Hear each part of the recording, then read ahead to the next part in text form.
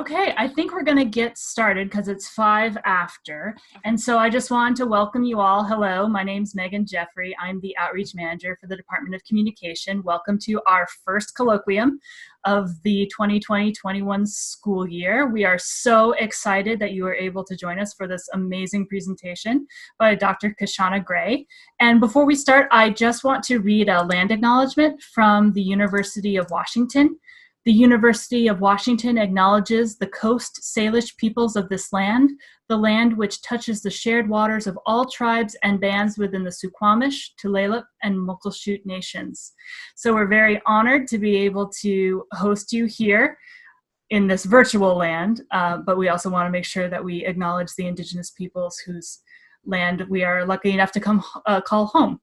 So with that said, I'm going to pass it over to our wonderful director of the Center for Communication, Difference, and Equity, Dr. Relina Joseph, and she will introduce you to our speaker. Take it away, Dr. Joseph. All right, thank you so much, Megan. I am just thrilled to be able to introduce Dr. Kishana Gray here today to kick off our race and gender media series, our colloquium series here in the Communication Department at the University of Washington. Dr. Gray is an assistant professor of communication and gender and women's studies at the University of Illinois in Chicago. She's also a faculty associate at Harvard's Berkman Center and a faculty visitor at Microsoft Research in New England. And I think we have some local Microsoft folks with us here today for your talk as well. While I have long been a fan of Dr. Gray's work, I was honored to meet her in person when we shared a panel in Chicago back in February for an event on Black women in media. This is when I experienced what a dynamic, engaging speaker she is, and you all saw even just in this mediated space beforehand, this is absolutely the truth. She had the audience and her fellow panelists wrapped. And when her defenses were down during our after panel dinner, I asked if she would give a colloquium talk in my department, and I'm so happy that I got her then, and she said yes. Dr. Gray is the author or co-author of numerous books and articles, including her foundational 2014 work, Race, Gender, and Deviance in Xbox Live, Theoretical Perspectives from the Virtual Margins, 2018's edited collection, Woke Gaming and Feminism in Play, from our very own University of Washington Press, and most recently, Intersectional Tech, Black Users in Digital Gaming, that we're going to hear more about today. She also has a book under contract with NYU entitled Black Cyberfeminism, or How Intersectionality Went Viral. She is a highly sought after speaker and regularly addresses both academic and industry audiences, such as the Game Developers Conference. She is the winner of numerous awards over the years, including most recently the Evelyn Gilbert Unsung Hero Award for the Academy of Criminal Justice Sciences. So I'm been really enjoying reading Intersectional Tech, from which she's going to be speaking today. And without giving anything away, I did want to share a couple of just thoughts about this book as we move in. One of the things that I found is captivating is not only its unique intervention, how impressive it is in scope, how inimitable it is in terms of the reframe of its existing theories, but the ways in which Gray takes on canonical ideas and gives us new eyes and new lenses for those theories. Gray compellingly deploys a cross-section of scholarly approaches, both theoretical and methodological, that range from media studies to Black feminism to critical race studies to anthropology. She creates her distinct intervention of intersectional tech as a way to illustrate that Black users resist hierarchical hegemonic power structures in digital spaces. While being attentive to history and power, Gray gives much voice to joy and to resistance. And we need that right now. Absolutely, we need this right now. This is a life-giving book. I especially appreciated Gray's ethnographic focus. Intersectional Tech is innovative in both method and subject. While Gray's voice is fresh and accessible, she also manages to provide theories and insights that are sophisticated and theoretically dense. Indeed, I'm finding myself referring more people to intersectional tech than any recently published book. I found this book so compelling that the very first scholar that my PhD student, Michelle Sturgis, and I cite in the most recent article that we submitted is Dr. Gray's from Intersectional Tech. This is a book that will reshift our understandings of race, of gender, and of communication. And if you can't tell, I am a huge fan, and I'm so honored to be able to introduce her today and to bring her to us today. So please join me in welcoming Dr. Kishana Gray as the University of Washington's kickoff speaker for the 2020-2021 Communication Department Race and Media Colloquium Series. Dr. Gray, take us away. Thank you so much for that beautiful introduction. I'm honored to be here with you all. I want you all to know, especially for the folks who are there at UW, you all need to know like how fortunate you are to be among a person like Relina Joseph. Like, you know, she's like trailblazer, like she's like academic auntie, right? Like she might not want to be called that, but I'm gonna call her like academic auntie because, you know, she has just been so groundbreaking, especially for, you know, Black women in the academy, and to look to her and to see the amazing paths that she has forged is really, truly amazing. So I want to thank you. And also thank you for always making space for me and for others and for hyping us up, especially us younger junior folks. We appreciate you so much. So shout outs, you know, also to the Department of Communication for having me and hosting me, and also for the Center for Communication, Difference and Equity. Really thankful, you know, for the work that you all are doing, you know, to make your institutional spaces better, you know, for all kinds of folks. So really, thank you so much for having me. I wanted to, I still don't know how to do a book talk. I always want to make sure that that's clear. So if folks have like, you know, heard, have been to any of my talks, like they've all been different. Cause I really think that like, if you've read the book, hopefully you have, but maybe you'll be inspired to read the book afterwards. But really like each chapter is so, you know, I have a central argument and central core, but they're so independent from one another. You know, each one like tells its own distinct story, you know, telling the story, you know, from like a lens of, you know, all centered and rooted in Blackness. But, you know, and whenever I started this project, you know, I really wanted to talk about just how the not the trouble with intersectionality, but how intersectionality as a concept and as an analytical tool, you know, we got it, we get that part. But the everyday realities and the existence within intersectional bodies is part of the chore. And early on, you know, whenever I was thinking about, you know, this book, and as I've been thinking about, you know, Black cyber feminism, which is also rooted in intersectionality, you know, I see intersectionality like for the everyday experiences like pieces to a puzzle, you know, where we identify and find certain pieces of it and we kind of put them on to have, you know, this whole full armor of our intersectional identities. And sometimes one part is more salient than the other. You know, one part is like hidden away until something happens and then we're like, oh yeah, I am this person in this body, you know. So, and I wanted to just kind of show like that pathway that so many people have had, you know, to understanding different aspects of their identity, but also just how important the technologies have been like around them, right? You know, so some of the work that I've been like embarking on is really like focused on like this digital identity development and how so many people, especially for like folks whose digital, you know, like technologies have been so central to like, you know, who they are, gamers, like, and how important like gaming has been, you know, for all of our generations. But I don't think we really talk enough about how much of that has influenced like who we are and who we become and how we like move and go throughout the world. But also even more than that, you know, if you've read through like the pages of this book, you know, you also like realize that the things that are created for us, it's important to see like our relationship to those things and how we move in and out of those and how we shape our relationship to technology and how we are shaping, you know, those technologies. And I think that's one of the things that was so important. I'm not sure if you all, there was I think, you know, Professor Kim, I think I saw Professor Kim. Shout outs to you, Theodore Kim, you know, computer science professor from Yale University. Thank you so much like for engaging this work. I think, you know, he had a thread on Twitter just yesterday where he was like explaining, you know, there is this concept of, hey, Professor Kim, you know, we have like this concept of algorithms, right? And then I think it's very important to like see how people make sense of it in their everyday lives, right? You know, so he had like a thread where he took like a snippet from a conversation from some of the narrators or the participants in my book, and also like you know, he took like a snippet from the show Woke on Hulu, and it was really interesting how people see, you know, these algorithms as like, you know, like an active thing, as a living living entity, a living organism that can be molded and can be contorted and can be shaped, right? And so I just think it's like really interesting, like just to see how, you know, so many people who are like removed and outside of like structures of I'll say just structures of power, who are outside of computer science and tech and engineering, you know, how they have had to like pick up bits and pieces, you know, from popular culture to help them make sense of these things that are driving, you know, their lives. And I think that was just that's really like the crux of intersectional tech, of how we live these intersectional worlds, and how we have like the different technologies that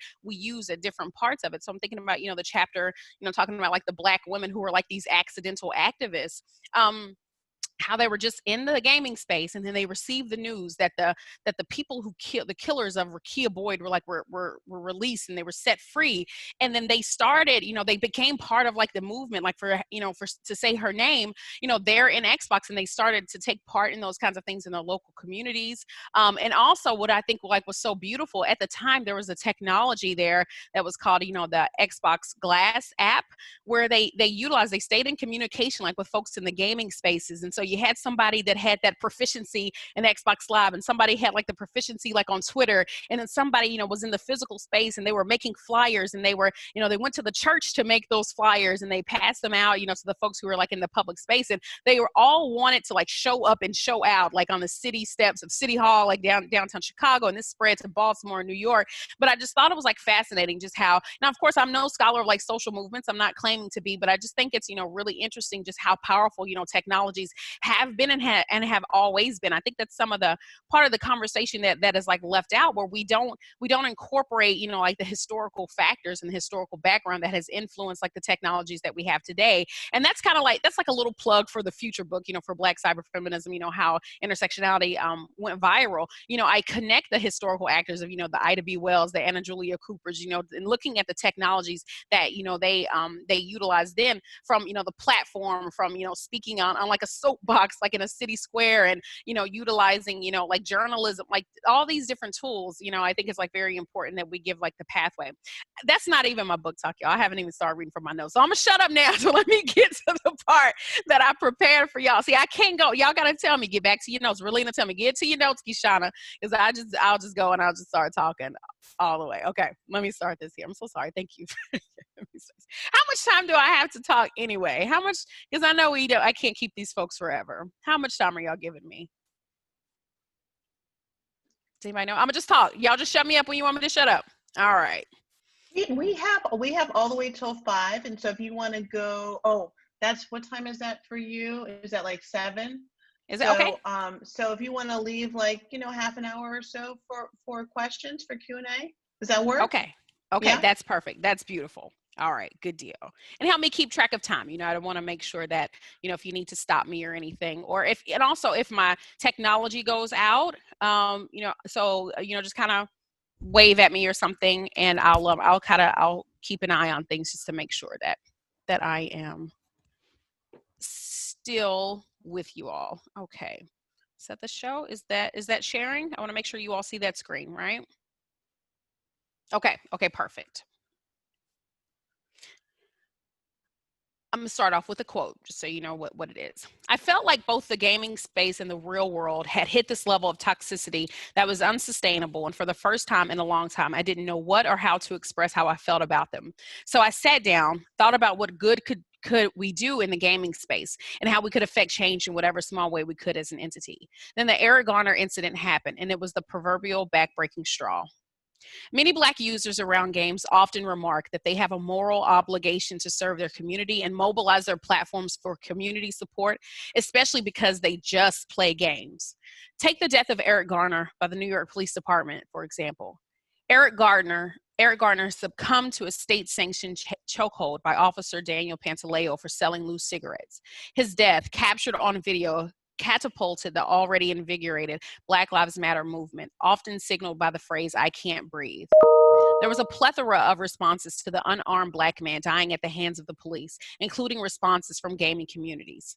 Khalif Adams, co-creator of the video game podcast Spawn on Me, stated that he wanted to use his gaming and podcasting platforms to bring awareness to the deaths of the unarmed by the police. His Spawn for Good initiative was one of the first to censor gaming technologies to discuss Black Lives Matter. He used Twitch to stream messages about the racist treatment of Black people by law enforcement and generated funds to help the family of Eric Garner cover burial costs. During his two-a-day event, Khalif also provided information on other cases of police abuse of power, including Mike Brown and Ezell Ford. There was a constant backlash and resistance by gamers who suggested that Twitch was not the platform to express support for Black Lives Matter. But Khalif Adams affirmed that he streams for those who want to be the change they wish to see in the world. And I offer this example as one of many that can be interrogated through a lens of intersectional tech. Throughout this framework, I explore the ways that technological tools, artifacts, and systems have been mobilized to draw connections between digital and physical spaces and realities. Gaming has become the glue that binds this project, where I explore how Black users engage visual, textual, and oral practices to illustrate how gaming can be used as a catalyst for educating and supporting others of digital technologies. But this wasn't intentional. Khalif and others remarked that these high-profile events of Black struggle, pain, and death compelled some of them to activate their platforms. From racism, sexism, homophobia, and transphobia, police brutality, and others, Black users have become prominent fixtures in gaming. Gaming as a medium, often outside conversations on Blackness and digital praxis, is one that is becoming more visible, viable, and legible in making sense of Black technoculture. Intersectional tech implores us to make visible the force of discursive practices that position practices within disorderly social hierarchies and arrangements. The explicit formulations of the normative order are sometimes in disagreement with the concrete human condition, as well as inconsistent with the consumption and production practices that constitute Black digital labor, pleasure, and desire. So for this book project, there are several things happening in the book, if you all have read it yet. So you know that we talk a little bit about the games. We talk a lot about the people. We talk about streaming. We talk about a lot of things. So this one, for the purposes of this talk, we're going to specifically talk streaming, because I think that has been the thing that has carried over the most from this book project into my other projects. And it's, very important and significant to me, because streaming is, for those, hopefully everybody knows what streaming is, but just briefly, usually I'm focused really on the folks who make themselves visible in the space so you can see them. And a lot of times folks have been subject to like a lot of, of course, sexism and racism and different kinds of equalities, because we aren't invisible in the space. So a person can see that you're Black, a person can see that you're a woman. They can see all these kinds of things. And so I think it's really interesting that we interrogate just how the changing nature, how the technology may change like the nature of oppression. So a lot of my earlier work, was focused like on linguistic profiling, borrowing from Professor John Ball's work, of housing discrimination in Chicago, like in particular, so I have borrowed that concept of linguistic profiling to see how, the audio cues are used to signify, the identity of like the other, so if somebody speaks with an accent, or if somebody sounds like a woman, or if they sound like they're Black, or if they sound like they're Mexican, so all these things have, were used to like signify and justify, people's like lashing out in like racist and really, really offensive ways. So I'm really looking to see how that translates into this other space, especially, since, for gaming technologies, thinking about how a lot of them started like with text-based, and seeing how, text-based harassment transitioned into like, voice-based harassment. And now, with these spaces, like Twitch and, YouTube, they're incorporating so many visual, oral, and textual kinds of things. There's just like a constant barrage of harassments, like happening. So it's really important. I focused a lot on how people like are making sense of the things that's happening to them in the space. And hopefully I'm in a space that has like lights, that like motion censored lights. I'm trying to, if you see me doing something like this, I'm trying to turn the light back on. So don't mind me. Let me go back to the slide. So why do you stream? While public discussions around gaming culture often focus on the toxic elements negatively impacting the marginalized, there are thriving groups utilizing online environments and their related tools to sustain their communities. Trolls and other toxic actors may dominate certain conversations in public and private spheres. However, we must begin to focus on the communities that marginalized bodies create and sustain. Gamers who live stream on Twitch, and used to be Mixer, and YouTube, while experiencing racism and harassment, also express that they are able to create networks of Black gamers, streamers, and others, demonstrating the innovativeness of Black digital practices in gaming contexts. From console to mobile gaming to multiplayer and streaming, these spaces have become increasingly transmediated, incorporating visual, oral, and textual media across technological forms of media. The concept of transmedia describes the way that new technologies have been used to extend traditional mediated narratives to other forms of media, and they take into account the shifting patterns of movement by both texts and audiences across distinct but interrelated media platforms. Utilized here, I explore the complicated relationship that Black users have within these technologies, recognizing, acknowledging, and complicating the role that Blackness has had in the everyday practices and production of these users. We'll come back to this slide, why do you stream, in a second. It should have been the next thing. So the research question. So, most of you know that, the primary, my primary method is ethnography. So I spend time inside these communities and cultures. I participate with them. I observe them. We have individual, conversations. We have like group kinds of conversations, and they often like reach out. Like if things happen, they always like come to me and tell me. So one of the things that was challenging, I think, whenever I was trying to put really like this 10 years of data, into like about 200 pages, right?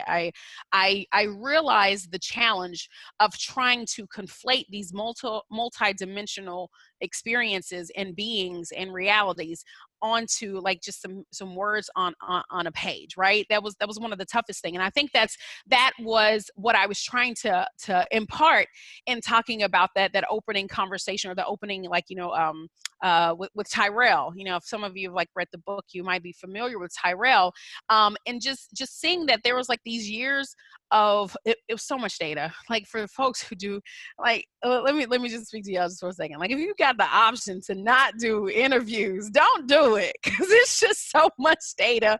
You got to transcribe it, and then you got to like code it, and then because you got to be systematic in your approach as well. So I'm lying. I want more people to do ethnography, but I really wish that people would like recognize just how much like goes into this. And can you imagine just having like 10 years of stuff, and I had to just like grab bits and pieces of these folks' lives just so I could have a cohesive whole, in my book. But it wasn't even like a snapshot, really of what folks were experiencing. But back to the research questions. These are like, some of the broad questions that like were guiding, the focus of the chapters where I did focus on streaming.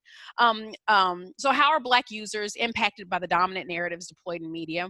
What impact does this have on their gaming practices? How have Black users responded to these dominant narratives? And how and in what ways do users provide counter narratives or resist these dominant narratives? And so I thought it was, very important to me that, while, I could have approached this like much differently, I cared about, how these folks made sense of their lives, like inside gaming, inside, social media, and, just how, central these things have been. So those were the questions that guided my practice. Again, I said, I'm really immersed in ethnography, whatever you want to call it, netnography, digital ethnography. It's ethnography. I think we don't have to have like those kind of conversations anymore. And for the analysis part, I was really focused on making sure that I kept their narratives intact, right, and keeping their stories intact. And I think that was like so important because so many people like remarked that nobody like really cared about what they were doing and how they were engaging in these spaces. And the fact that I cared about their stories from beginning in the middle to the end, and then what happened after that, and then what happened next, I really wanted to try, really like create this cohesive whole. And I thought it was also important, that I had to incorporate visual analysis in a way that I haven't had to like in the past, right? Because so many of these communities were like text-based, but whenever these folks went to streaming, I really had to like, revamp my approaches, like to make sure that I captured, okay, what, who they are visually, backgrounds, like even those things, became like very significant about how a person would curate their own space. And then also, what became significant too was like, the kinds of games that a person would play, like the picking and choosing of, what they would play and put out there into the world. But also I thought what was most significant as I will talk about in a little bit, how they curated the space and how that changed over time based on what the technology allowed them to do and what the technology could afford, right? Because so there was a time time where, you know, they couldn't disable comments and they couldn't disable like the chat. So they had to just sit there and take all of that while they're trying to sit there and play Zelda. Like, what kind of sense does that make? It just didn't make any sense. You know, there was like this, you know, these multiple things happening and these multiple realities like happening where some people, even like all the folks that were like in the chat, some people can choose to ignore the chat, but just think about it. I remember seeing like, a conversation between Black women where they went to this other space of a white woman who was streaming, and, you know, they were saying like really offensive stuff, and then the white women, you know, kept saying, oh, just ignore them, they're here all the time, and the Black women were like, oh, hell no, we're not, we about to go and we're about to go and troll them and do all these things like to them. So I thought it's very interesting even to see how folks, you know, or especially in those early days, before there were bots, before there were filters, before there were things that we could do to, you know, curate the spaces. It was really interesting to see how the women, you know, like took that into their own hands, you know, if you will. And so there was like a bit of I'm off. Clearly, I'm off my notes right now. I'm so sorry. I'm just talking. But there were like even like these Black women had implemented like these crisis response teams. I didn't talk about this in the book because I thought that was like so significant for like a future project. But basically, like if something was happening to people, then they would like reach out. There was like a hashtag that they would use like on Twitter, and then immediately all these like Black and Puerto Rican and Dominican and all these women, these Black and brown women, would just converge into like this gaming space, and they would just like harass the shit out of like these evildoers who were like, you know, harassing and women. So it was really fantastic. I can't wait to talk about that stuff. Okay, so back to my notes. Stay on task, Kishana. All right. Well, my major focus. Sorry, hold on. You all can still hear me? Okay. Okay, I see you. Okay, well, my major focus has been on user experiences and digital gaming communities and streaming. Something these users always talk about is content and representation in games. I've spent time analyzing hyper-visible, hyper-physical Black bodies, hyper-criminality, Blaxploitation, commodified ghetto cool, racial tourism, invisible Black women, hypersexualized Black women, violence against women, all of these things. And I was compelled to engage in depictions of Black characters because the users and narrators in my project spend significant time discussing them. There's been a shift in recent years where gaming titles are featuring Black characters like be all stereotypes. Well, they were trying. So I want to. It's important to note that I was. Somebody had came to a conference one time. You know, they had like what they asked. They were trying to ask a question, but they really just had a comment. But they said what I was doing was not game studies because I had spent time talking about people and interactions in like, you know, on PlayStation Network or on Xbox Live and talking about, you know, what people go through. And they said, well, Kishana, they didn't even call me Dr. Gray. I'm like, full stop now. I respect the title. Kishana, you don't talk about games, so you can't really call yourself a games studies scholar. I'm like, oh, really? Okay. Well, then you have game studies without people, and you tell me how well that goes for you. But anyway, I've started to shift my focus, you know, back to exploring, you know, how Black users like engage with like the content and engage with the characters, because I never really like talked about like representations in games, of course, because I was really concerned about the real world conditions of folks and what's happening to them. I really could care less what's in games, but it mattered to them. So, you know, I shifted my energy and my focus back into there, right? So I'm going to read a little bit of an excerpt, from the book. I'm sorry, I didn't put the page number here. I could find that if people want to know in case they want to like tune in. But this is an excerpt that comes straight from the book. There's curse words here, just in case, you know, some folks don't like to hear curse words. There might be curse words. There might be the N word too, just so folks are aware. Real ghetto. Y'all, that Mafia 3 about to be official. Too Hot to Riot. Man, I already know. And it's a Black dude. Real ghetto. Yeah, it felt like some dead president shit. You know, the whole Black after Vietnam kind of vibe. Too Hot to Riot. And Watch Dogs 2. Real ghetto. Watch Dogs, the hacker game. Yeah, the hacker Black in this one. That's crazy. They in Oakland too? Nah, too Black. Yeah, that'd be way too Black. They actually were in the Bay Area. I think at the time of this conversation, they didn't realize that this was like a Black hacker like in the Bay Area. But anyway, let me get back to here. The foregoing excerpt was a part of a larger conversation between two gamers who identify as Black in Xbox Live. In their exchange, they captured the essence of the sentiment among many in 2016 as the year of the Black gamer. The year of the Black gamer can be understood as the era that dramatically increased the number of Black protagonists in video games and significantly decreased the pervasive stereotyping and cybertyping these characters as well. As Samantha Blackman states, the release of two heroes in popular culture who were unapologetically Black reflect either a recognition of inclusive stories by gaming culture or the inability to continue ignoring the demands of gamers urging for more diversity. Now, although she is referring to Luke Cage, which is a TV series, and Lincoln Clay from Mafia 3, her analysis can extend to other titles released during that time, from Watch Dogs 2, Battlefield 1, Assassin's Creed Freedom Cry, and others reveal to the gaming community that Blackness must be consumed holistically, no longer through singular lenses. However, the Black community is divided to the extent that these in-game depictions capture the essence of Black masculinity, as many express. And Blackness is still consumed through traditional criminal narratives, as seen in Mafia 3, or stereotypical narratives, which we see in Coltrane from Gears of War, or Saz Katzroy from Final Fantasy. Others contend that the hypervisibility and hyperconsumption of Black Death of the Harlem Hellfighters in the opening mission of Battlefield 1 fits within the problematic framing of Black Death deployed in mainstream media. As I explore, the trend to render Black bodies unfit for full inclusion in mediated narratives is on full display in Battlefield 1. The way that Black narratives succumb to war. Hold on, I think I wanted to show you all the clip right here. It'll be a short clip, and I'll keep talking over the clip because I know we are pretty strapped for time. Let me get there. All right, just give me 1 second.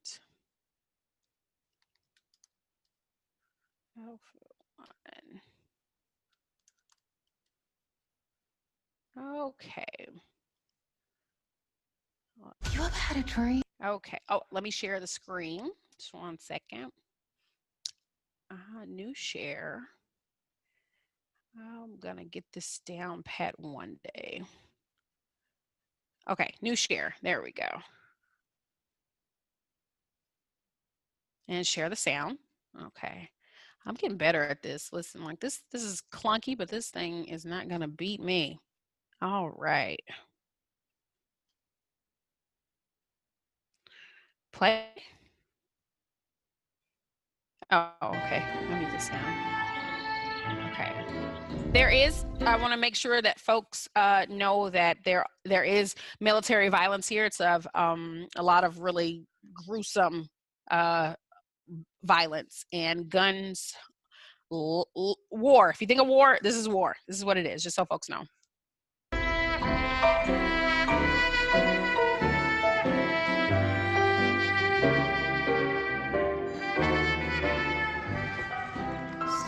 Shining bright above you. Night breezes seem to whisper. Somebody!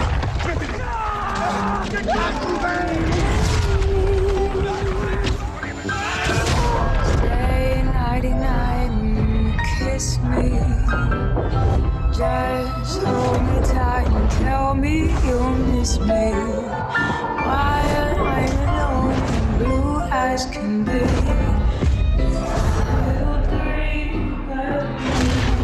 Can you all still hear me? I'm just going to pause that. I want to make sure it didn't pause me. Are we all still good? Let me make sure. Okay. Perfect.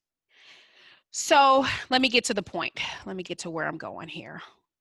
So this game, it's a shooter, right? So for those of us who have played shooters, you are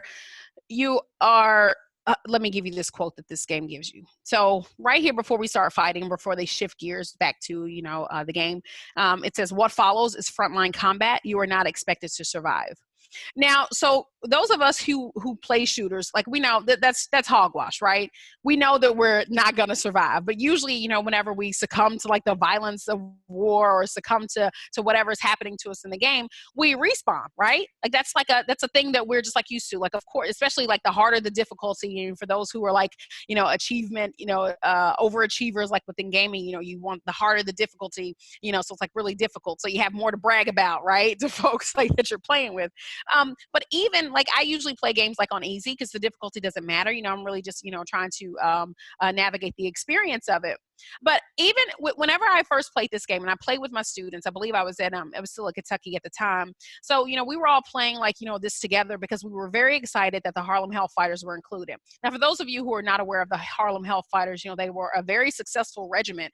These beautiful Black and Puerto Rican, men were, deployed into like Europe, mostly like France, and they had like a whole lot of success, right? So for those of us like who knew a little bit of history, especially those who have like, historical background, like in military, Black military, things like that, like these were the time like for our heroes to like be on full front like display.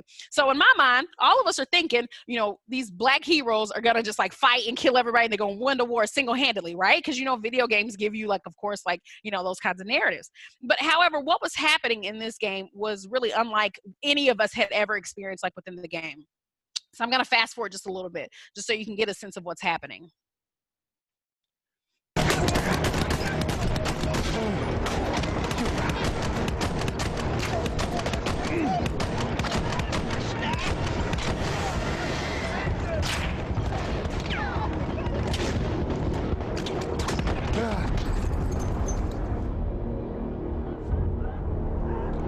Whenever we played this game, and the first time this happened, we were kind of excited. We were saddened, right? Because it gave us like a memoriam, right? So we were like, oh, who is this person? We immediately went to like Google to see if these were like real world people and these narratives were actually like true. And so, it added like another like dimension to the game, right? And so it was something that we had never seen in the game before. So at the time we were like, oh, they're being so innovative. They're being so cool. However, for the sake of time, I'm just going to go ahead and speed up to like the point of what I'm trying to do. So this continued to happen, right? It was clear that the game was not going to allow us to win and to actually survive, right? I mean, it became really clear to us that the game wanted us to die. And it wanted us to die just so they could do this part in the game. Like James Johnson, give the memoriam of when this person, was born and when this person died. Now, so it stopped being so cool after like the third or fourth time, right? And you have to put yourselves at the time and the moment that we were in. We were in the midst of essentially, somebody else had just died and we came back as somebody else. So let me get back to the screen so I can stop that share. Share. I never know what screen to go back to share. Okay, here we go. Okay. So we became increasingly concerned that the purpose of the game was for us to engage in Black death in very visceral ways, right? So we didn't have any control over our lives. We only got the last segments, like really it was like the last few minutes of these Black lives, of these men's lives, right? And then we couldn't help but notice like that sinister connection between what was happening around us, how every day it was like hashtag Azelle Ford, hashtag Tamir Rice, hashtag, it was every day. And then the game was mocking that same kind of thing. And then we had to ask ourselves the question, like, are we, us Black folks, are we the intended audience for this game? Like, we didn't have to be consumed with more Black death for us to like recognize that these lives were lost. We didn't have to be consumed, with this kind of like violence to know that, okay, we know people like died like in the war. And I just thought it was like extra super uber disrespectful that the only time that you feature Black lives was that you were intentionally setting us up to experience their death. Now, so I didn't finish this game. I went through maybe that opening episode, but I couldn't do any more because then somebody else told me that they shifted over altogether, and that was the only time that we even engaged with the Harlem Hellfighters. Now I'm thinking maybe that one guy would be the hero throughout these things, and he's like maybe transform, going to different areas or whatever. That's not what the game gave us. So let me get back. I'm off my notes, y'all. Here we go. Get back to your notes. The ways goodness, I get hyped up. I still get bothered. That's my bad. The ways Black characters succumb to the violence of war made many users uncomfortable as they witnessed this level of hyper-visible Black death. I liken this gaming trend to the social media era of consuming and sharing Black death via a hashtag, where we witness the final moments of Black and brown life with no larger context than the moment. And this is becoming a primary trope of Blackness within gaming. The conversations that Black users had online around this game and others offered a detailed examination of the dilemma that many Black gamers face in consuming characters that reflect their cultures. Now, this is a conversation back to the narrators that are within the book. This is the conversation that they had. And I'll read this again. I don't have the page number. Ed, thank you for providing the page number for the other one. I don't want you to feel like you have to do the labor of finding the page numbers because I left them out. My apologies for that. Silent Assassin. I don't want to play Nan 1. Copping that. Why not Silent? Because I already know they're going to be racist as fuck. Real gutter. I don't think so. Mafia legit. Like showing Jim Crow and everything. Copping. That's what I read too in the review. Did white folks make the game? Yeah, probably. Okay, I ain't playing that shit. All laughing. You play other games white people make? Yeah, but not with black people in them. You won't see me playing GTA. I barely play Gears. I get tired of seeing the same shit. We thugs or we cooning. If the game is more than that, I'll think about it. But I know how they do. Y'all fall for it every time. As Silent Assassin 321 suggests, and is confirmed by research, media portrayals offer singular visions of marginalized lives, behaviors, and roles in society. Specifically, Blackness is consistently underrepresented and are misrepresented across various media. These images constantly clash with Black reality because hegemonic media controls them. The racialized element inherent in mediated imagery further serves to limit agency and influence public perception of Black life.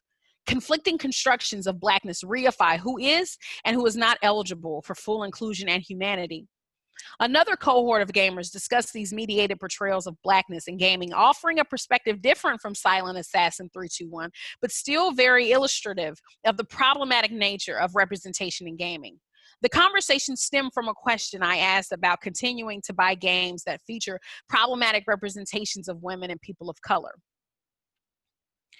Let's see, did I put that up here? I may not have put that slide up here. I'm going to just read it here. Robotech. I don't know. I get why you wouldn't, but what is that saying to them, like the people who make the games? Chris is nice. I feel like, how they depict us in movies. I don't like it, but I still watch, like to show that we'll support them. Like people like Tyler Perry, and maybe they'll give us something else, something better. Well, you think they'll think we like the stuff we see in GTA and Saints Row and just do more of that, especially if we keep buying and playing them? I feel like they got to do it all because we ain't the majority and they got to make money, so they can't make white boys mad. This group of gamers all identify as Black men. They introduce an important concept that interferes with the desire to create more equitable representations in games, the corporate factor. Video games are products and byproducts of corporate industries whose primary purpose is to sell products and generate revenue. Women as characters and the other characters of color are often framed within this narrative of will they sell, and their sales, or lack thereof, justify their absence. While the Black men in this project remark on their lack of power to influence content within games, I think it's necessary to complicate their collective engagement also around the intersecting identity of Black man, especially when there were so many conflicting engagements around their own identity and also their interactions with one another. I want to complicate the perception of their collective power in exploring how they perceive their identities, collectively and individually. They often evoke themes that are present in the collective lives of Black men: racial discrimination, police surveillance, harassment, incarceration, and mediated depictions. This work focuses on how Black men engage with mediated depictions of their identity in gaming, illustrating the implications for an intersectional perspective. The power of their narratives influence collective Black identity developed in the gaming space. Collective identity can be defined as an individual's cognitive, moral, and emotional connection with a broader community, category, practice, or institutions. In digital gaming in particular, this identity developed stems from collective engagement about game narratives and personal experiences shared with each other through the space, as I'm going to talk about in just a second. This engagement pushes forward the concept of intersectional tech by exploring how the physical influences Black men's digital and gaming, and also with their experiences in relationships with one another. The communities they engage with reflect the oral engagements needed to articulate particular standpoints, highlighting their performances. Their reactions are varied, and there is often no collective consensus. But the core engagement with gaming as a text for them is through the narrative power associated with Blackness being made legible, and how this positively affects their associations with gaming broadly and with each other specifically. And Black users often express their engagement with the I Am a Man VR, and that's a great example that illustrates that. Am I okay for time?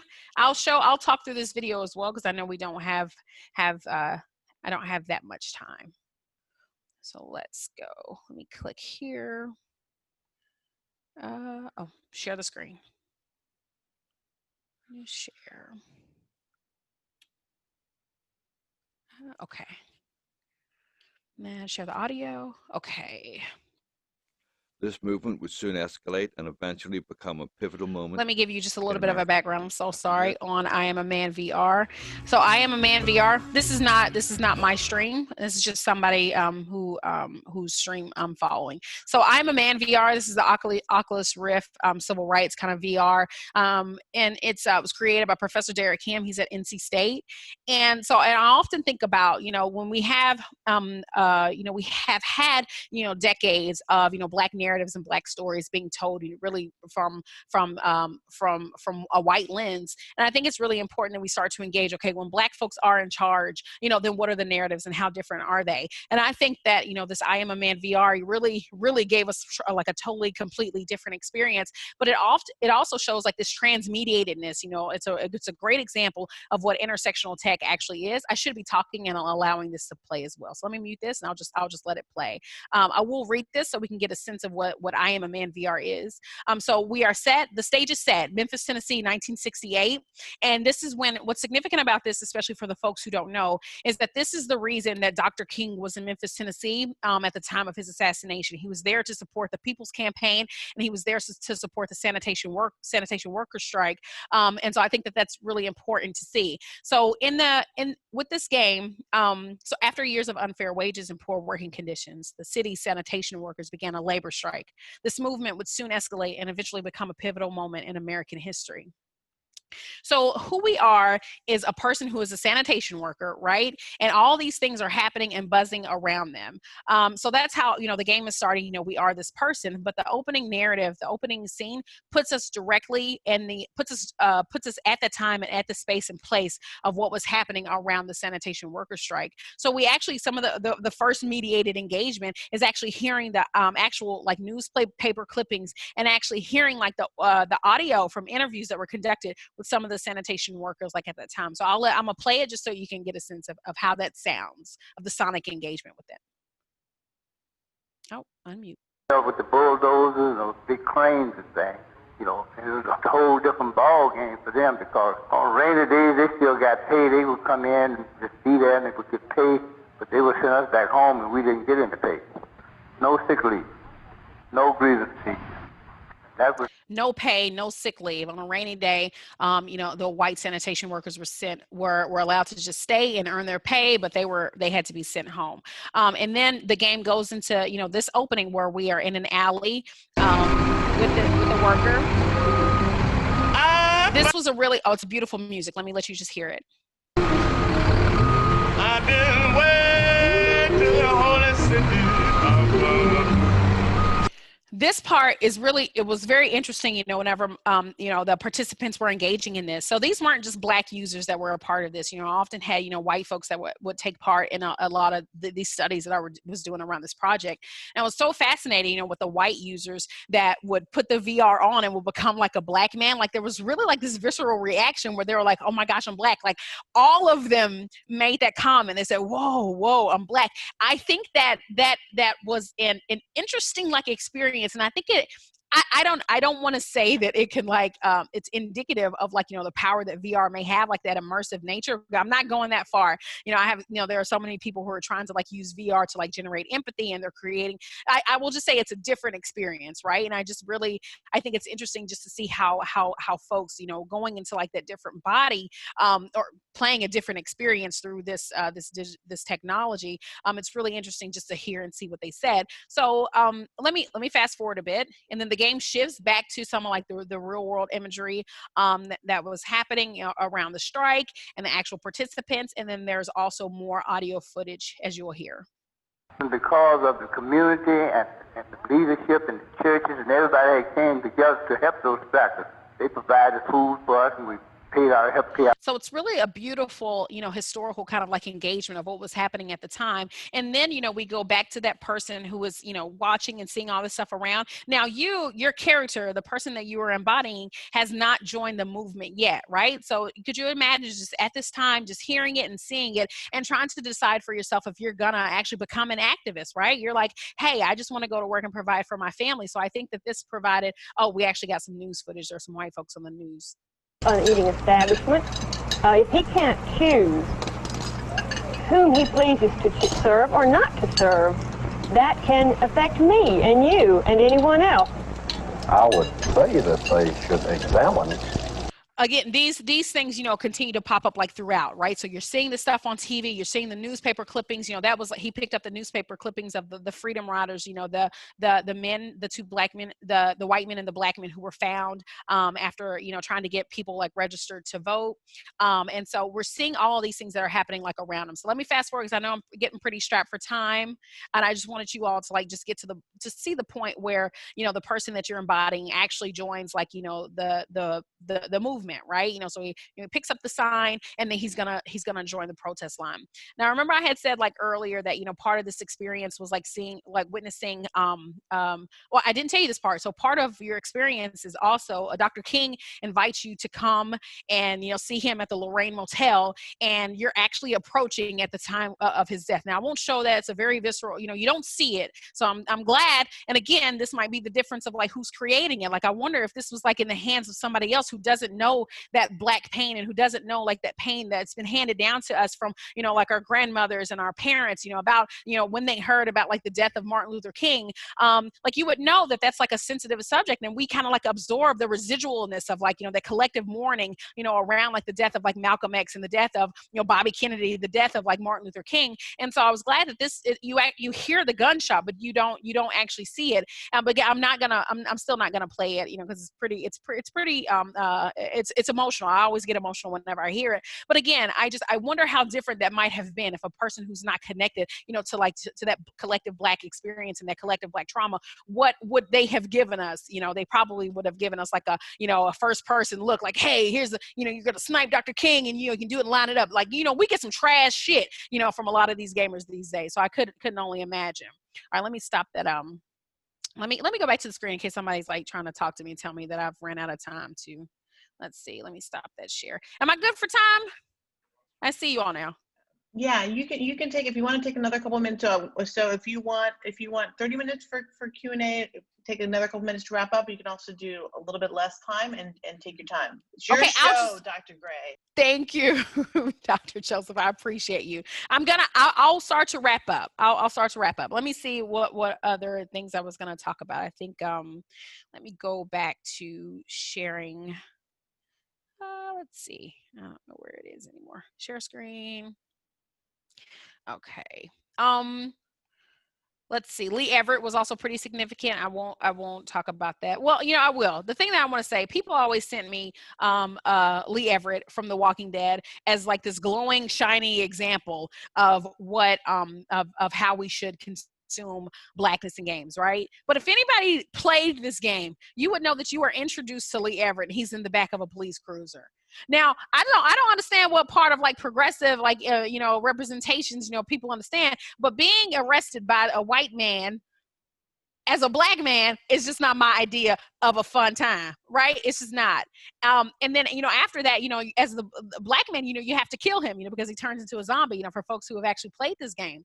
And I just think that whenever I learned that this black man was actually a professor at the University of Georgia, I was even more disgusted at this game, because I think it should have opened up with us like in the classroom. So this was, I'm going to skip through this part, but, black men had a lot to say about this. There were some black men that were like, this is beautiful, this is great, he's more, he's beyond just this moment. And I think, they wanted us to like look at it and consume it like, hey, black folks, we don't just have to be that experience, that carceral experience, like we're more than this. And Lee Everett is an example of that.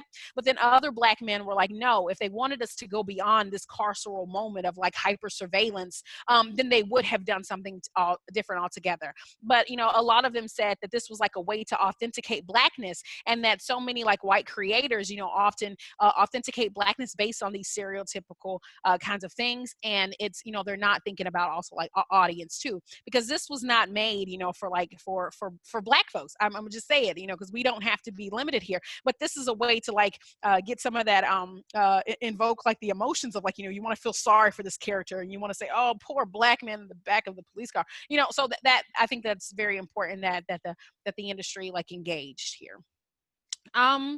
Let's see. Yeah, this will be, let me go. Let's see, because I think it's approaching 6:30. I'll stop there. And I was going to talk a little bit about, you know, how Black women engage with their streams, like in very, in ways that mirror, you know, like testifying and witnessing. And it's like this digital storytelling and this oratory practice that a lot of Black folks got, you know, from the physical spaces, like, you know, from the church, growing up like in the church and, you know, being with activism. And so it's really interesting just to see how like Black women will like use these platforms in those kinds of ways to like tell stories. And Black women do something like really, really awesome and amazing. Let me stop sharing here and I'll just kind of talk to you all just for a second. I'm writing a piece with my student Brian Chan. He was actually one of y'all's students, I think, at the University of Washington. So me and Brian, we got a piece that, hey Brian. So we have a piece coming out that kind of talks about, you know, the different pathways like to streaming, you know, for specifically like for Black men and Black women in particular. And so, you know, Black men have often like adopted like that capitalist mindset of like, hey, we want to get large streams, we want a lot of followers, we want people to like, subscribe, hit the subscribe button. Like, you know, they do that practice, right? Where they want to like build their platforms. And then they often are confronted with the realization that they are Black in this space and they can't take advantage of like all of the things that these spaces afford. You know, white people are not going to give them money and donate and do those kinds of things, you know. So I think it's really, really interesting to see how so many Black women that, you know, that we were looking at, like in the sample, you know, that we had, you know, they were committed from day one to focusing, to creating content just for Black folks by Black folks. And I think it's just really interesting just to see like how small their platforms are, you know, but they have, you know, been committed to like, to not, and I don't want to use the word like sell out, but that's a word that they use, you know, they didn't want to like sell out their communities and they wanted to like use their platforms to create space, you know, for Black folks like in particular. Okay, I will stop there so we can have time to chat with everybody. Perfect. Thank you so much. And I know that we're going to have a ton of questions, so please feel free. You can go ahead and raise your hand, and then we can do a call order, or you can put your questions in the chat. And Dr. Gray, I will monitor the chat so that you don't have to do all the things. I see that Dr. Katie Pierce has a first question. She got herself in line first. So Katie, start us off. Hi. Thank you, Kishana. This was a great talk. And, you know, I read the book over the summer and I loved it. And so it was great to hear you talking about it live. One of the questions I think, and, you know, as you already sort of mentioned about game studies being a complicated place to be in, for me that's interested more broadly in mediated environments, I always wonder about what your thoughts are about your findings within the specific environment of gaming, especially live gaming, and what you think from your book could be extracted into other mediated environments, whether it be social media or, I don't know, spaces that people are hanging out that aren't explicitly games. So if you could speak to that, I'd love to hear what you think. Absolutely. Thank you so much, Dr. Pierce, for asking that question.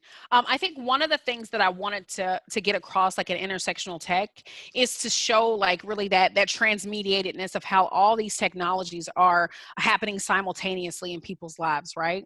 You know, so just in the example that's talking about, you know, the Black women who were there playing Mirror's Edge, and then I think they got the news about the violence that Chris Brown did to Rihanna, and just how they had that, you know, that reaction. They immediately, you know, went to like social media to like engage, right? You know, it was like the seamless exercise of showing, hey, these aren't distinct spaces and distinct spheres. You know, these are like the spaces where they're going in and out like in a fluid manner. And I think one of the most significant like parts of this is how like, so for instance, you know, like in Xbox in particular, you know, there was many people have had the opportunity to like, connect like their Twitter profiles, to their gaming spaces. So like whenever you like have like a super epic like headshot, you can immediately like upload that, right? I think it's really interesting just to see how like the different ways that people like utilize that.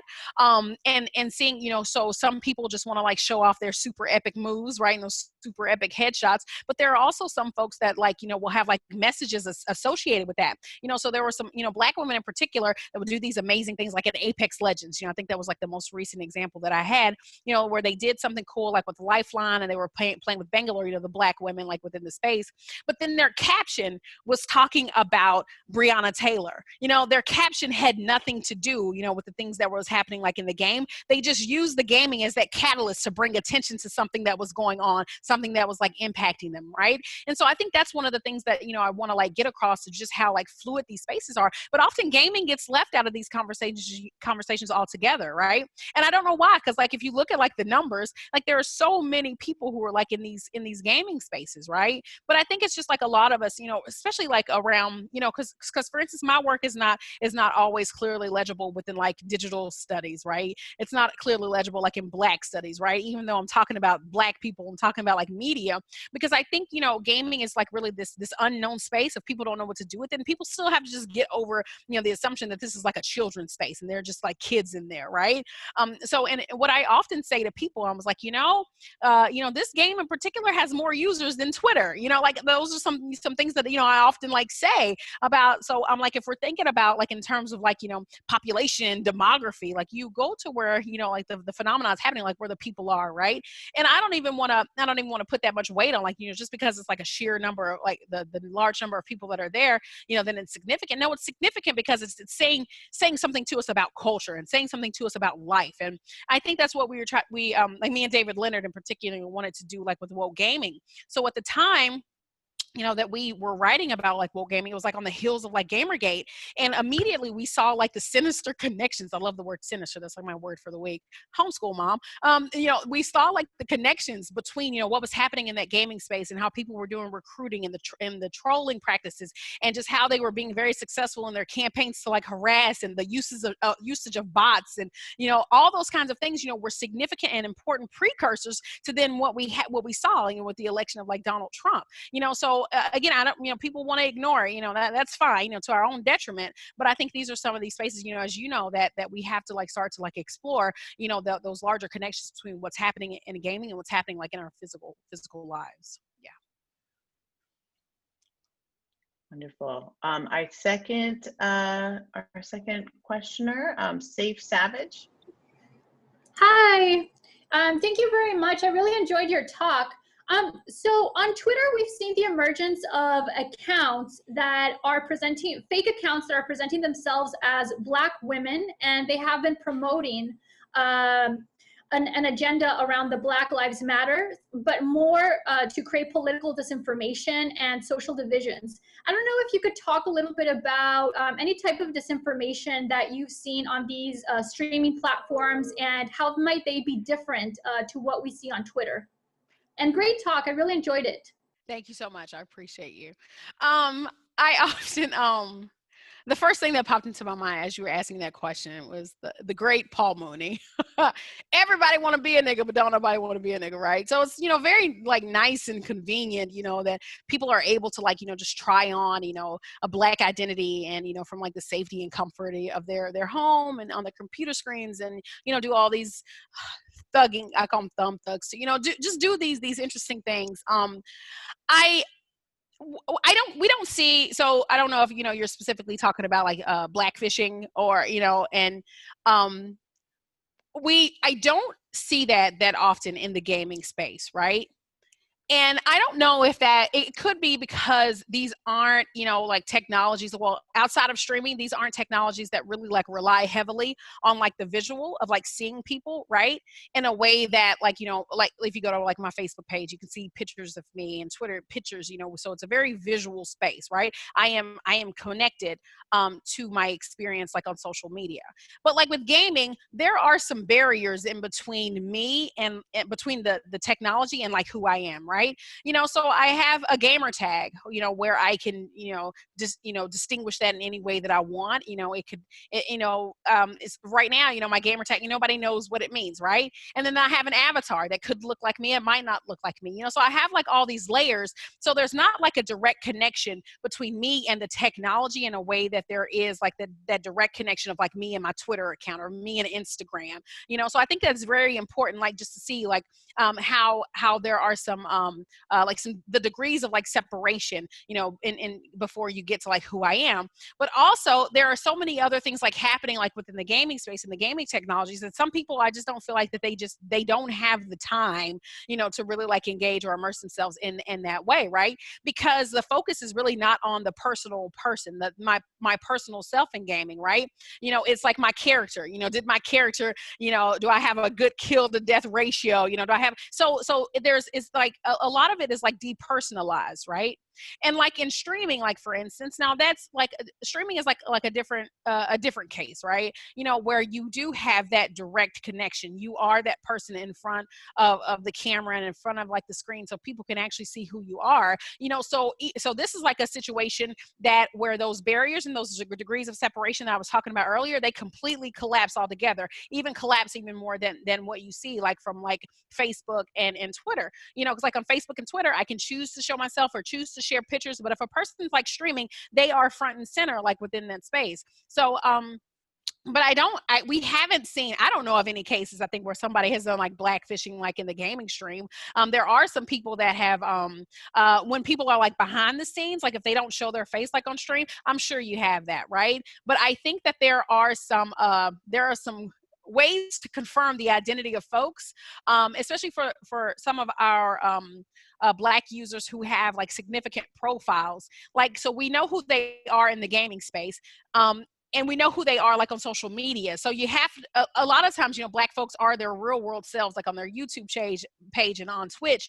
And then they have Patreons. They have, all these other things where you can get a sense of like who they are like in the real world. So I don't have any examples. And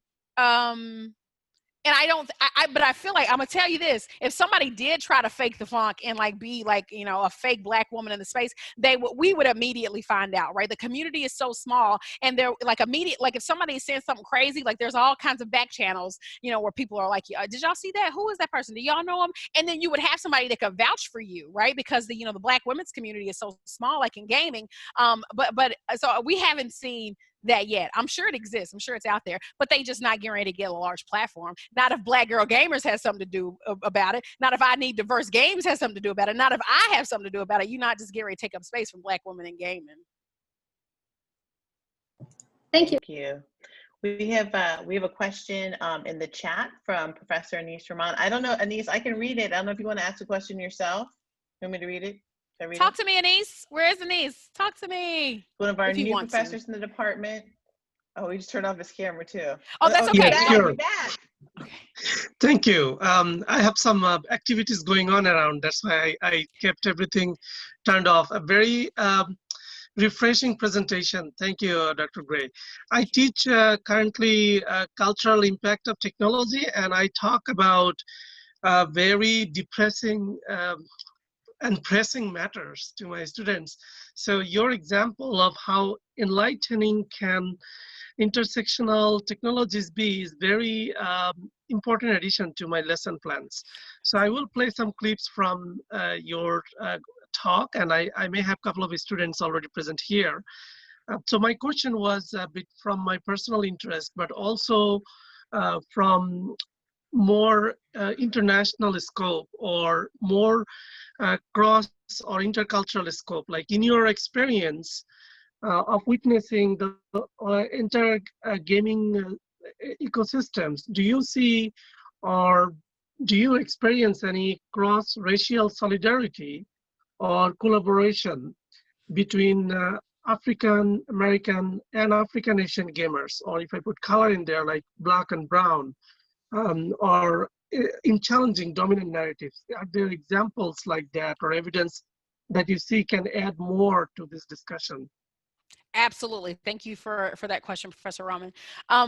One of the examples that I often talk about is, it's part of like that crew of Black men that, I've followed for like years. There was, and I don't think I put them in this book, right? But there is a group of Black men, and they come from different countries, right? So there are some Black men from the United States. There are some Black men that are from Britain. There are some Black men that are from Brazil, Nigeria, and some that are in Puerto Rico. So in this community of Black men, it was mostly a contentious relationship, right? There was a lot of beef, right? And they often blame the Black men from the United States as trying to co-opt the identity of like what it means to be Black and what it means to have a Black experience, right? And I think that was like a learning moment for so many of those Black men. Now, it didn't happen just instantly, but I will say that what brought them together, sadly, was Black death, global Black death, right? So there was you all remember when the Olympics was in Brazil.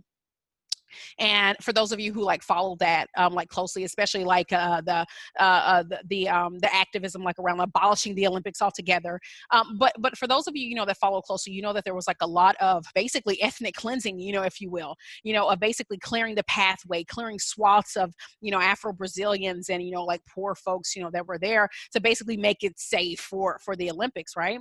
And so a lot of us were like consuming some of that during that time and realizing just how significant police brutality is there, and recognizing like the gang violence that is there. So there was and there was a comment, I'm just keep this conversation short, but among that friend group there was a comment made by one of these men that he said, I guess the ghetto is the same everywhere. And then they realized just how connected they were and just how similar their experiences are.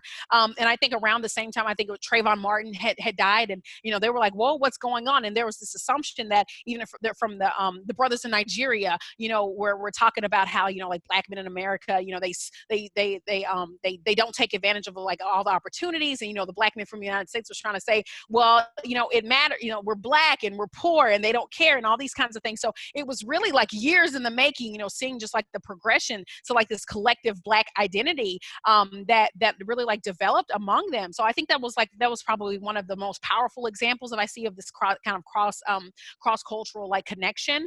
But of course that was still like rooted in the identity of Blackness. What I also have seen, so for instance, something that I've been trying to like work with folks around is like try to develop like this bystander, like bystander training, where if something is happening and then you immediately like respond. So I've been working with like, white folks to try to be, better allies, for Black and brown people like within the space. And so, what we often see is that, like white folks will like hear what's happening and they'll be so uncomfortable because they have never really they don't experience this in their everyday lives, right? So after like an incident of like racism will like happen, I usually would contact everybody just to see if anybody would talk to me. So I would contact everybody, the offender, I would contact, the Black folks who were subject to it. I would also contact the people who were just there and witnessing and hearing it. And so what often that I found is that, there's only like a few bad actors, for instance, white folks that will like use the N-word and say these kinds of things. But the majority of white folks were folks who weren't doing that, and they were just, they were in horror that these kinds of things would like happen, and they would experience. And so they would often say, well, I didn't know what to do, I didn't know what to say, how I was nervous, my hands were shaking, I couldn't even play. And they would always be shocked to know that Black people would just carry on as they always did, and they couldn't understand that. But what some of the Black folks had to like explain to these white allies, or were mobilizing them to be allies, was that, hey, we experience this every day, and what we need, there's like that racial fatigue, like we get tired, so it would be great to like for you to like come mobilize. So part of that crisis response team thing there was a lot of Black women were like providing like training of things that they could do to try to like offset that, or try to like say something to like kill all that noise basically that was happening like within that space. But often what I found was that most white folks are like scared of misstepping and doing something wrong, and they also didn't want to be seen as like taking up space. And so in those moments, they didn't know. So I'm still seeing that, right? Folks are like working like behind the scenes to try to see some more of that, of mobilizing, those folks. But also, what has happened in the gaming sphere is that we've gone away from like engaging in these public spaces most folks naturally self-segregate, so Black people hang with Black people, our Mexican gamers are hanging with other Mexican gamers, they want to be safe to be able to speak Spanish and Spanglish without, to be able to speak with their accents, without people like saying things, about them, right? They've often have experienced like a lot of like discrimination by Black gamers, and like in particular, women will game with other women, like Black women experience a lot of things at the hands of men, but they also experience a lot of things like, so Mexican women experience awfulness at the hands of Mexican men, and Black women experience awfulness at the hands of Black men, so there's a lot of self-segregation where there is no cross-pollination, across like the cultures, like people are just among themselves because they want to be like safe. So we haven't gotten there yet, Professor Rahman. Hopefully we're working on it. We'll get there soon. Thank you so much. That was a great response. So remember this. Thank you. Absolutely. I don't see questions right now in the chat, so I'm wondering if anyone go ahead and would like to unmute yourself. Do you see somebody? I do. Brian's question. Yeah. Brian. Thank you. Yeah. So Brian, you brought up, like the, Professor Kim's tweets around the Twitter thread, which, a lot of people saw and engaged with, just so folks can be reminded. I didn't know if, Professor Kim, I don't know if you're still in the space, I do want to allow you to have like space, to talk about, like your comments and what prompted them. And also, how we can like, discuss, some of like the conflict that might exist. Did you want to speak to that, Professor Kim? Oh, I'm sorry. I didn't come prepared to actually speak about anything. Yeah. That's okay. I just wanted to make sure that you had the space to do so. How, because I will say, a lot of folks, saw the comments and were just like, wait a minute, what is this guy saying? Is he calling Black people dumb? So there was like a lot of, that. And I want to make sure that I was talking in the background, to like people and to help them like understand, the spirit in which, you made those comments. And like, no, that's not what he was doing at all. So I didn't know if you wanted to speak to any of that. And also like the conversations that computer science have that are often in contradiction to like the things that sociologists do, or what some of us like in the humanities do, how we're engaging with a lot of this stuff. I can tell a little story, and hopefully this is informative to everyone else. So what I said on Twitter was I saw these two instances of people referring to algorithms, and the way that they referred to algorithms was basically the surveillance technology that is deployed to like extract money or clicks from me. And then I thought to like when I was an undergrad, like I would talk to my friends and say like, yeah, when I grow up, I want to design an algorithm or something. And they would have no idea what it meant. They're like, can you define what an algorithm is? And we're not living in that world anymore. It's like everyone actually, they know what an algorithm is, and it's something really bad. And how did this happen? And what does it reflect on computer science that we're in this situation? And I don't have an answer here, but I threw it out on the Twitter because I didn't want to like just live with this tension in myself. I really like to have a conversation with everyone else about it as well. I think maybe we could do like another day where we actually have like a space where we like talk about that, and maybe you can be there, I can be there, we can maybe Professor, Sophia, we can bring, her there, author of Algorithms of Oppression, and, actually have like conversations, because I think it's an important conversation that we actually need to have. Yeah. Thank you, Professor Kim, for engaging and for being so honest, about the feelings and the thoughts of, that's happening, on your end of the academia. Yeah. Excellent. Next, we have Sarah Korn, if you'd like to ask your question. Hi. Yes, thank you so much for your talk, Dr. Gray. This was very wonderful. So thank you for your time. And I look forward to reading your book. So this is exciting. I saw very recently, in the last couple of days, a viral tweet that started going around that's kind of starting a conversation about not just the role of race, but the role of race and wealth level involved in access to gaming and gaming culture. And I think about that too in connection with the release of the new Spider-Man game, but how it's only available on the PS5, which creates scarcity and a financial barrier to entry for this game that would otherwise be kind of somewhat of a shining example of a fun and heroic, young Black character to play, especially if it's based on the mechanics of the first Spider-Man game, which was so fantastic. So I wondered if you could talk a little bit about just the expense of gaming The black as a tax. barrier. The black tax is what I call it. The black tax. Yeah.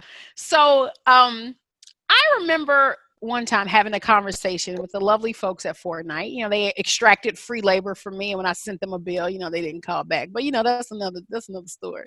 But they were talking. I was trying to let them know that, you know, they thought their game was very inclusive, and you know, they are doing all the things right. And then I said, well, the default players for me in Fortnite, at the time, I don't remember what the name of I don't think it was Save the World. I don't remember what game mode it was. But anyway, I was able to play with a white man and I was able to play with a white woman. And I asked them, I said, where are the brown people? Where are the black people? Where are they at, right? And they said, oh, they're there. We created them. And they went on and, you know, had this beautiful, you know, discussion about all that they did to create these great, fantastic characters. But I had to basically pay to get access to them, right? They were not available to me by default. And I was trying to tell them, I'm like, you know, that's all good, but you could have just given me the opportunity to create the shade of person that I wanted instead of adding, you know, doing the black tax that a lot of games often do. It's like, you know, they create, like, that's like the, you know, the amazing skin is like the you have to reach the 10th level and you have to unlock all these things. You have to do all these super heroic things before you can get access to that super dope black man or whoever it is, right?